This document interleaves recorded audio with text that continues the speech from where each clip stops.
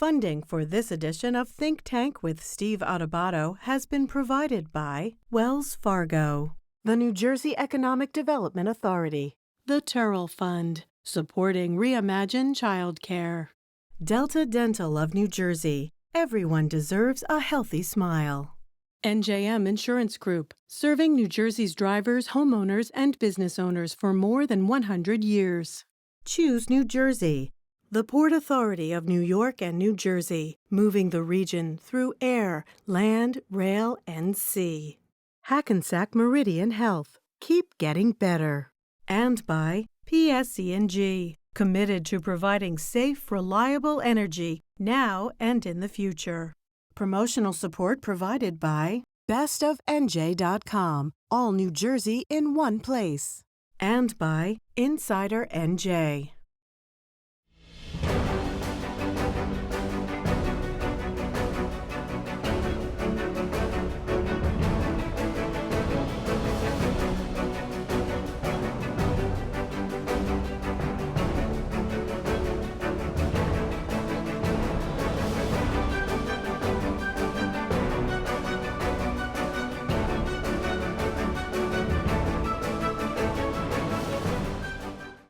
Hi, everyone. Steve Adubato. I want to welcome our colleague, Jeff Kanige, who is the editor of this publication, Everything You Ever Wanted to Know About or Need to Know About Business in New Jersey. Yeah, that's Stephen Colbert, but it's not all about Stephen Colbert. It's about business in the state, NJBIZ.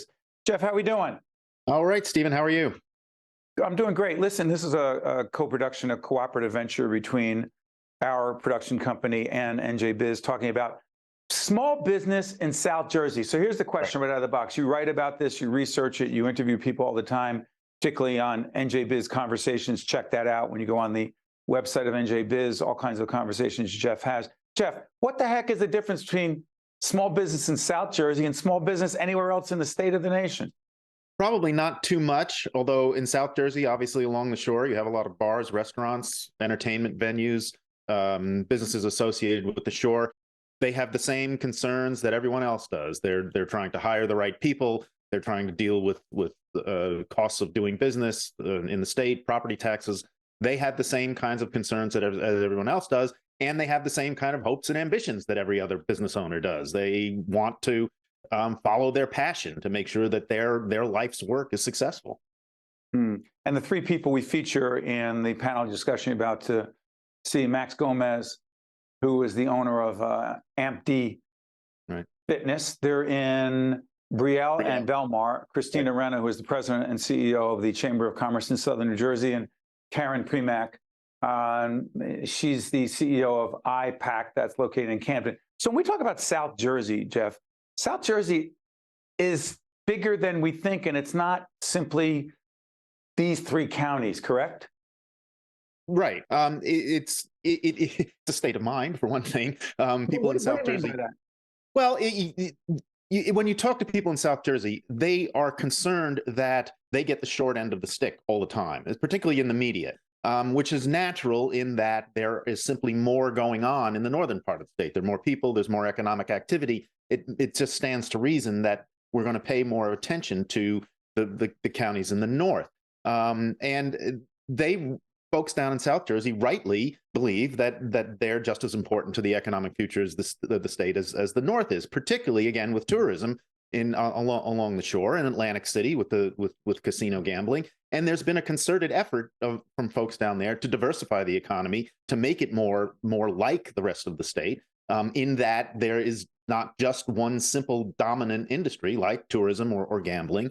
The biggest example is the development of offshore wind, but there's more going on down there. In Camden, you have several major companies: Campbell's, Subaru, American Water, and Cooper University Health, which is embarked on a very ambitious expansion plan. So yes, there's a lot going on in South Jersey, and the folks down there are rightly proud of that and rightly proud of the progress that they're making. Yeah, from your writing, your research, your work, as a journalist covering business issues in the state, do you have any sense that the pandemic, 3 years plus in, has impacted small business in Southern New Jersey in any significantly different way than the rest of the state? Well, again, I think that because a lot of the economy, particularly along the shore, is dependent on tourism and hospitality and folks gathering in restaurants and bars and on boardwalks and things like that. I think initially they were probably more heavily impacted than some of the other parts of the state. And also the fact that the immigration visas were not being processed by the State Department during the pandemic. That exacerbated the labor shortage that those folks felt. And I think that they're now just starting to get back. From my conversations with folks down there, the tourism industry has rebounded very strongly, and folks are expecting a really strong summer. So I think that they seem to be on the right track to recovery. But yes, the pandemic absolutely did affect those folks to a much greater extent, perhaps, than some of the rest of the areas in the state. Labor shortage issues? Yes. Terrible. A couple of years ago, I would hear over and over again how difficult it was for folks to hire and retain the kinds of workers that they needed. I'm getting the sense now that it's not quite as bad as it used to be. I think that there are still issues involved in hiring and retaining people because of the advent of remote work. Folks aren't tied as closely to a particular location as they once were. So it's just becoming more difficult for everybody. And it's not just small businesses, and larger companies are having the same sorts of problems. But yes, labor shortage is certainly still an issue. You know, as we put up the website for NJBIZ again, Jeff, tell everyone what NJBIZ Conversations is all about, because I've been able to check out so many compelling conversations you've had, and people can see it, they can read it online, in print, et cetera. Talk about those. NJBIZ Conversations is a Zoom interview series that I do. We started it during the pandemic when we couldn't get together in person. And it was what most everybody was doing at that point in time. Just looking at cable news, what you saw was this on Zoom. Right, exactly. So I talked to mostly business owners and C-suite executives about what they're doing, what their problems are, what their challenges, how they're meeting those challenges, how they run their businesses, how they get the most out of the people that they're working for, and how to hire and retain good people. It covers the range of business issues and business operation issues with the people who actually run the businesses. Jeff made a great point about, we're in North Jersey. We need to do more in our media coverage and examination of issues, challenges, people, businesses in South Jersey. And that's why this cooperative venture with NJBIZ helped us do that. So I want to thank Jeff and the team at NJBIZ for making it happen. Jeff, great working with you. It will not be the last time. Excellent. Good to see you, Stephen. South Business, Small Jersey. Here's what you need to know. To see more Think Tank with Steve Adubato programs and to listen to Think Tank with Steve Adubato, the podcast, visit us online at steveadubato.org. If you would like to express an opinion, email us at info@caucusnj.org. Find us on Facebook at facebook.com/Steve Adubato, PhD, and follow us on Twitter at Steve Adubato. So you are breaking up with me? Well, yeah. Please do not tell me it is the policy puffin. Actually, it's NJM. Wow. They don't even have a mascot. That's kind of the point. Ouch. Well, I am not paying for dinner. Well, I'm saving money with NJM, so that's fine. This year, upgrade to NJM and see how much you could save. Unbelievable. No jingles or mascots, just great insurance. NJM. Get a quote today. Every person and organization has a story to be told. Not just famous people, but business leaders, public servants, doctors and nurses, educators and coaches. At PSC, your story is our business. For more information, visit princetonsc.com. Hi, everyone. This is Steve Adubato. You know that because you watch us on a regular basis. This program is all about South Jersey business. What's next? We're doing this program with leaders in the South Jersey business community. We're doing this program in cooperation with our colleagues, our media colleagues at NJBIZ. It is my honor to introduce all three guests. Max Gomez is the owner of Amped Fitness, located in Brielle and Belmar. Max, I got that right? That's correct. You got it. Christina Renna is President and CEO of the Chamber of Commerce, Southern New Jersey. Welcome, Christina. Thank you for having me, Steve. You got it. And Karen Primak is the CEO of IPAK, located in Camden. Welcome, Karen. Thank you for having me, Steve. You got it. You're going to see information up on the screen. Also, the NJBIZ website will be up so you can find out more about what is going on in the business community in the state. That's the job of NJBIZ. Christina, let me ask you this. If we were doing a program on small business in New Jersey, would it be any different, or how would it be any different than a program on small business in Southern New Jersey?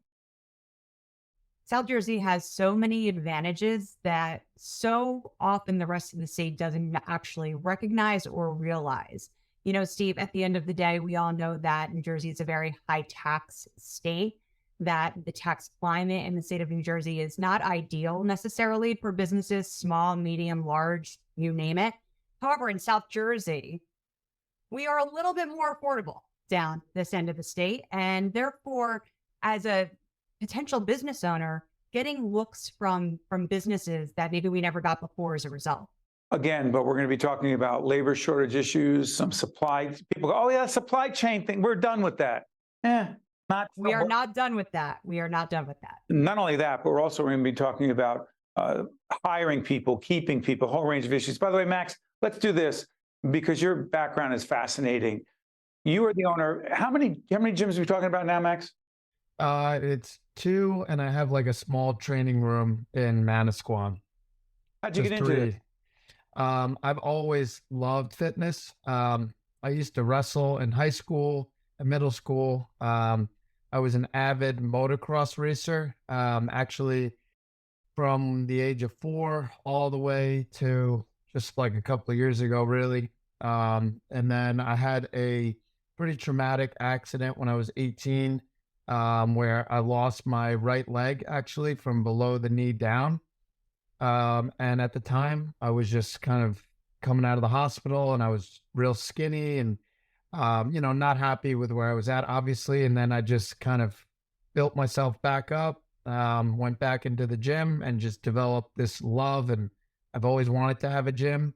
And now it's pretty cool. We got, a couple of them. And it's just been an awesome roller coaster ride. We've been open for a little over 2 years, and I wouldn't change a single thing. Hold on, Max, before I go to Karen, you opened up during the pandemic. Yeah, actually I started doing workouts like outside of people's houses. And I didn't even really know what I was doing, but I just kind of figured it out as I went. And then once it got too cold to do outside stuff, I opened up my first small one in Manasquan that we have. It's like kind of the training room now. And then we went to Brielle, and now we're opening a third one, I guess, in Belmar. Before I go to Karen, Christina, help me on this. You can talk about the role of the chamber in a second, but I'm curious as I listen to Max. As an entrepreneur myself, obviously much older than Max, I got to tell you, I've often thought that entrepreneurs are a little bit crazy. I shouldn't use the word crazy, but there's something wrong with us, meaning we do things like Max is more courageous than I would ever be, opened up a business in the middle of the pandemic. The level of grit, courage, determination, a tenacity that just does not exist in most people. Am I making too much of that, Christina? No, you got to be willing to take the leap, right? You got to be willing to take the jump. And the best entrepreneurs aren't scared of making big choices, big decisions that maybe normal people wouldn't necessarily make. We're not saying that Max is not normal. What we're saying is... Not at all. We're saying Max is inspiring. We're saying Max is inspiring. Max, you just inspired a lot of people, not just to work out, frankly, but to do more than that. Karen, tell us about your business, please. Yeah, so IPAK's been around since 1993. We provide printing, packaging, and value-added 3PL services for customers in highly regulated industries like healthcare and education, assessments, where there's a zero defect mentality. Okay, but let me follow up. We talked about Max opening up during the pandemic, starting this business during the pandemic. In your own way, you made a decision to do something I don't know if it's courageous or not, but it's important. You chose to locate in Camden, New Jersey. That is one of the poorest communities in the United States of America. Why did you choose to do that?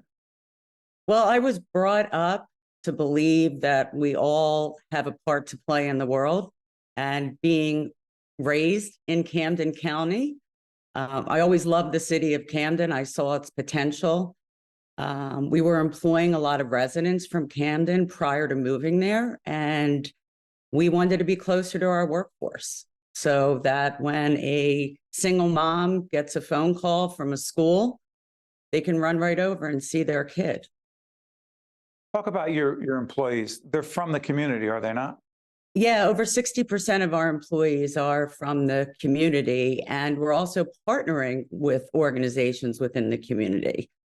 For example, I don't know if we'd be doing work with Cooper Hospital had we not moved to Camden.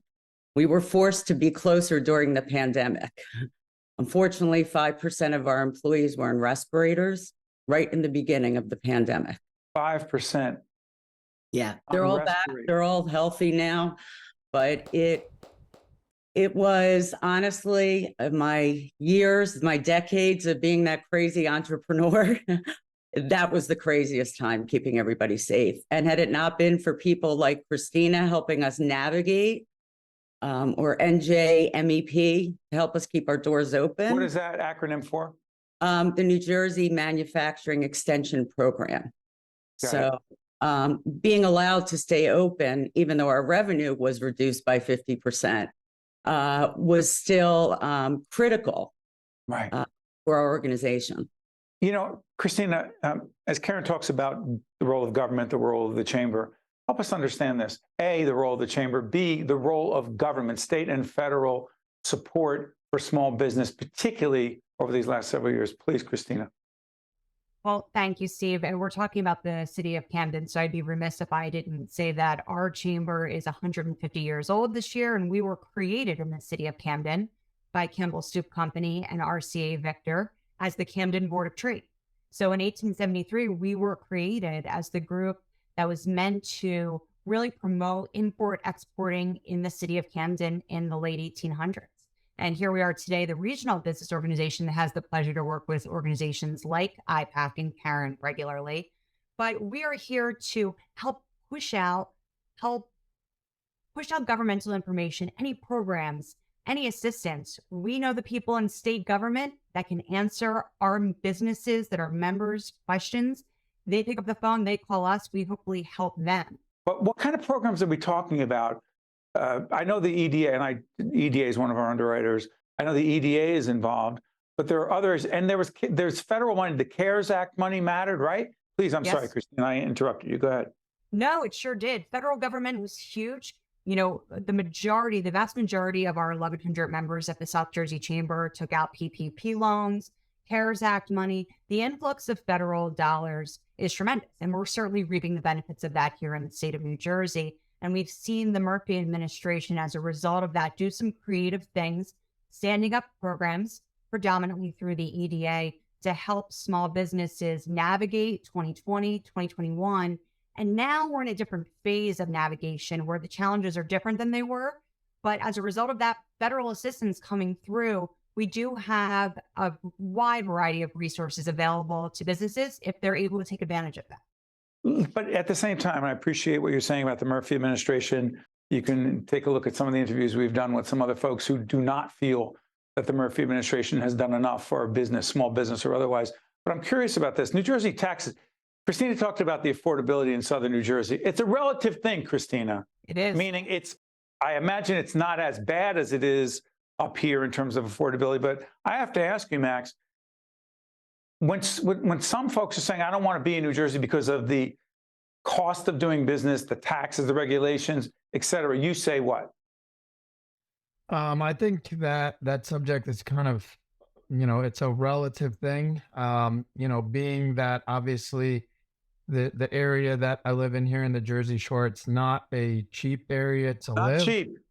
Not at all. But, I think everything kind of plays together in a sense of, okay, well, you can charge more, for your service.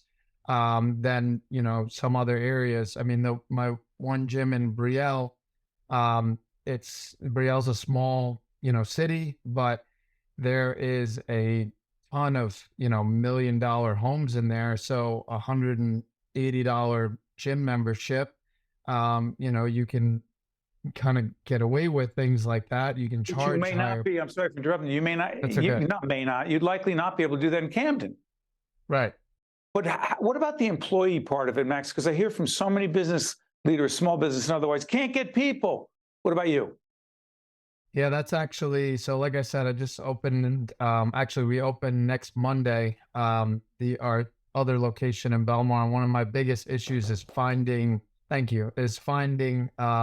people to work. It's just, you know, the resumes come in and, you know, you try to get people to follow up and people are just kind of here, there. I mean, I've always been a hustler and I like to like get after it. And when I want something, I will bother people till no end, till I get what I want. That's called an entrepreneur. Yeah, I guess that's what you call it. But, and it just seems like I can't really, I have a hard time finding people that are like that want to hustle. I'm lucky. I do have some employees that are on my team that are great. But just the growing aspect, in terms of staffing has been, you know, I won't say a nightmare, but it's definitely not easy.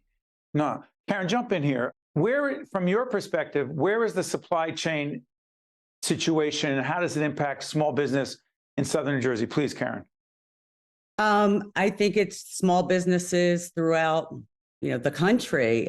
Supply chain issues, inflation. We are still facing an unprecedented time. So we're not able. We have to turn down jobs because we don't have the materials to manufacture something.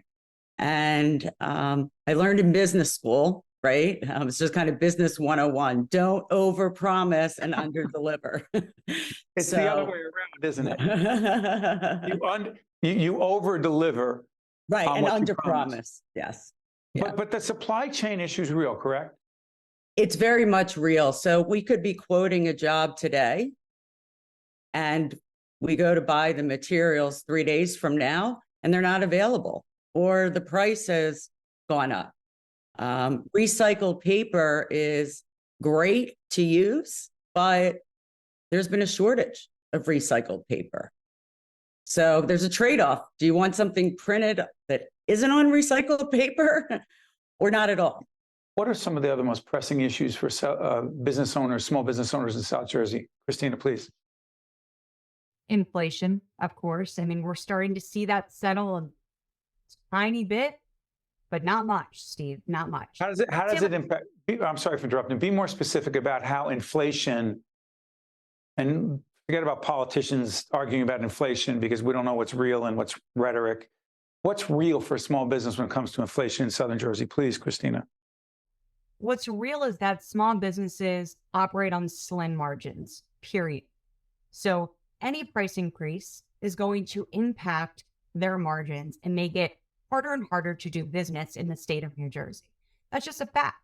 So whether or not inflation is getting better, moderately, it doesn't matter. At the end of the day, small businesses need price stabilization in order to continue to be successful if they want to continue operating. And it's just something that is very real, regardless of what politicians say on either side of the aisle. Yeah. In a few minutes we have left, I want to cover a couple of areas. And real quick, a recap, if you could, Christina, the government program, state and federal, correct, or more state for Southern New Jersey business? It's a combination, Steve. It's a combination. Federal government has absolutely stepped up to the plate, as they should. We have an influx of COVID cash that is sitting there, and same with the state. However, the state has been sitting on a massive amount of federal dollars that is yet to be spent, but we would certainly like to see that spent on the small business community here. Okay, so in that regard, how is Governor Murphy and his administration doing as it relates to utilizing those federal dollars for business, small business in Southern Jersey? You know, to date, he's done a good job, 2020, 2021. However, I'll say that not enough has been done. not enough has been done to help our most vulnerable businesses, which is our small businesses, our Main Street businesses, our minority-owned businesses, our women-owned businesses, our businesses in urban centers. Not enough has been done. EDA and Governor Murphy have the best of intentions. Economic But at the end of the Development day, we Authority, need more money out on the street to assist them. What do you mean out on the street? Make that clear what you mean. So we need money allocated to certain programs for small businesses. Then we need the application process to be a process that is simple and easy for small businesses to navigate. And then we need awards or denials in some cases, but we need awards out on the street in a timely manner too. Time is money for small businesses, and that's something that government has to do a better job of realizing. We've got a minute and a half left. Max, let me ask you something. If you knew then what you know now, being an entrepreneur and a small business owner, right, opening up during the pandemic, would you still have done it? Oh, absolutely. I'm the type of person that I like to worry about the things I can control. And there's a lot of things that I cannot control, such as the conversations that we're having here, at least to my extent. And, if inflation and things are tough and people are holding on to money and people want to save, that just means that I just got to be that much of a better salesman and offer a better product that, I got to be able to find a way to make it happen. So, I would not change anything. Karen, you're smiling. Got a minute left. Your reaction to that, Karen? I think it's wonderful. Talk to me after 30 years. Hold on, Karen. You can end on any note you want, but are you saying? No. If you had a mulligan in golf, you get another shot. If you had a mulligan, you do it again? It absolutely do it again. I might do things differently, right? But join the club. Yeah. But you would still do it. Be a small business owner. In Southern Jersey. Business owners are rebels that refuse to accept the status quo, right? So that is my theory. I'll forever be a rebel. My home is New Jersey, and I'm a rebel here. Southern New Jersey, South Jersey small business. What's next? I don't know what's next, but I can tell you what it is right now, and that's because of Max and Karen, and also Christina, the president, Christina Renna, president and CEO of the Chamber of Commerce of Southern New Jersey. Cannot thank all of you enough. Our colleagues at NJBIZ, we want to thank them as well. We really appreciate it. Thank you, Steve. Thank you. Thank you, Steve. Here's to small business in South Jersey. See you next time. Think Tank with Steve Adubato has been a production of the Caucus Educational Corporation. Funding has been provided by Wells Fargo, the New Jersey Economic Development Authority, the Turrell Fund, supporting Reimagine Childcare, Delta Dental of New Jersey, NJM Insurance Group, Choose New Jersey, the Port Authority of New York and New Jersey, Hackensack Meridian Health, and by PSC&G. Promotional support provided by bestofnj.com and by Insider NJ. To see more Think Tank with Steve Adubato programs and to listen to Think Tank with Steve Adubato the podcast, visit us online at steveadubato.org. If you would like to express an opinion, email us at info@caucusnj.org. Find us on Facebook at facebook.com/Steve Adubato, PhD, and follow us on Twitter at Steve Adubato. So you are breaking up with me? Well, yeah. Please do not tell me it is the policy puffin. Actually, it's NJM. Wow. They don't even have a mascot. That's kind of the point. Ouch. Well, I am not paying for dinner.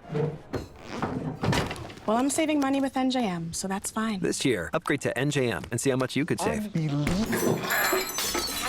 No jingles or mascots, just great insurance. NJM. Get a quote today. Every person and organization has a story to be told. Not just famous people, but business leaders, public servants, doctors and nurses, educators and coaches. At PSC, your story is our business. For more information, visit princetonsc.org. IPAK.com.